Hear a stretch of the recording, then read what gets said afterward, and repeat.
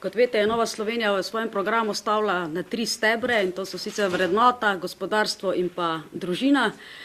Lahko preprosto rečemo, da so volivci v tej naši kampanji v tem času prepoznali, da je pomembno, da so vrednote, ki so zapisane v ustavo, kot je recimo, da smo vsi enaki pred zakonom, to pomeni pravičnost, poštenost,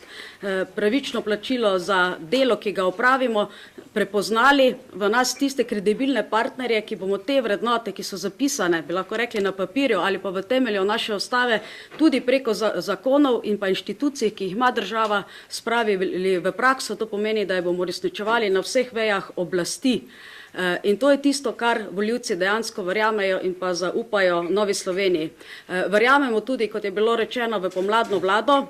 ker imamo skupne vrednote in to so tiste motivacije, tako za nas, ki bomo v vladi in tisti, ki volijo Novo Slovenijo, prepoznali, da je vredno, da jo volimo in delamo za skupne cilje. In to je tudi garant, da bomo ladjo, s katero zdaj plujemo v napačno smer, dejansko obrnili v pravo smer. In to je tudi zelo pomembno sporočilo, da cilj, ki smo si ga zastavili pred volilno kampanjo, to je 10% za Novo Slovenijo, postaja vsak dan bolj uresničljiv.